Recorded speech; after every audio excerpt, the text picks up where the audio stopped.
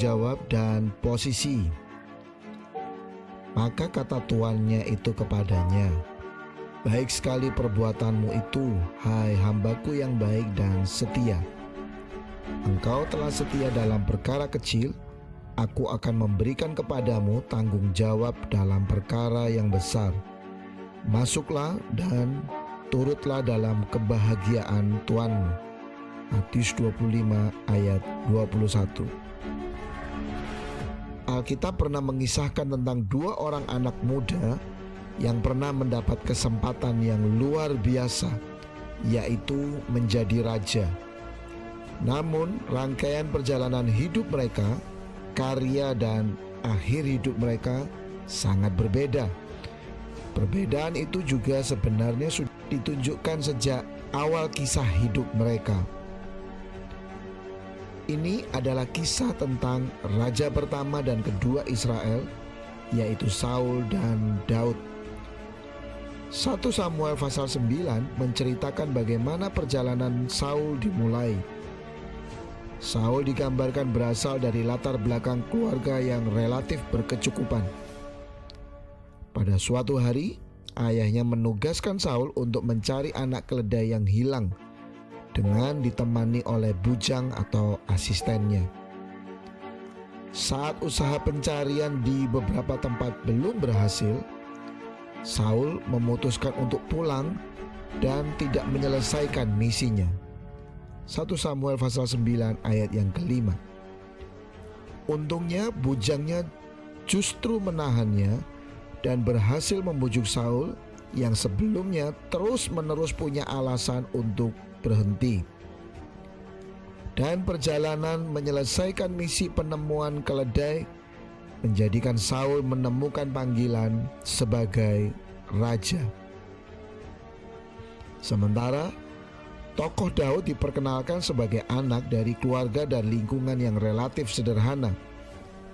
Daud pun juga diceritakan diberi misi oleh sang ayah, yaitu mengantarkan roti kepada kakak-kakaknya yang sedang berada di garis depan sebagai prajurit Israel dan sedang akan menghadapi Filistin dengan tokoh Goliatnya. Tugas ini nampaknya sederhana, tapi tentunya tidak mudah. Misi membawa roti ke medan pertempuran yang tentunya penuh resiko.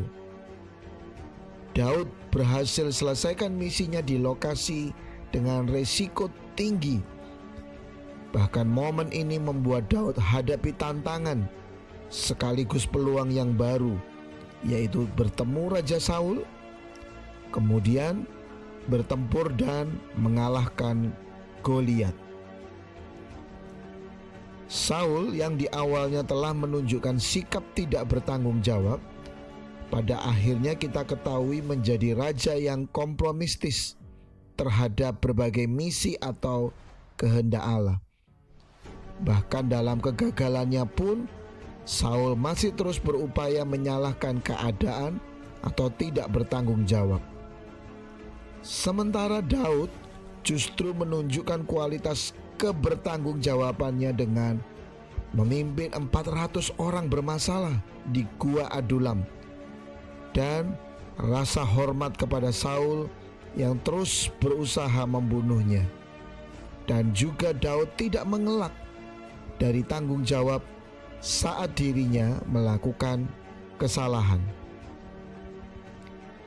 Melalui kisah ini kita ditunjukkan bahwa pentingnya membangun karakter diri dibandingkan posisi.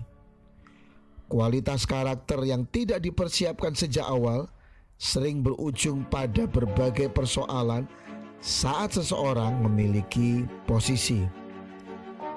Dalam buku Character First didefinisikan karakter tanggung jawab adalah mengetahui apa yang diharapkan dari diri kita, termasuk di dalamnya sebuah rasa bertanggung jawab saat kita melakukan kesalahan. Sudah bertanggung jawabkah kita sekarang? Sadarkah apakah yang sebenarnya diharapkan dari kita? Dosa paling awal adalah sikap tidak tanggung jawab manusia. Karya penebusan dimulai dengan tanggung jawab Allah terhadap dosa manusia.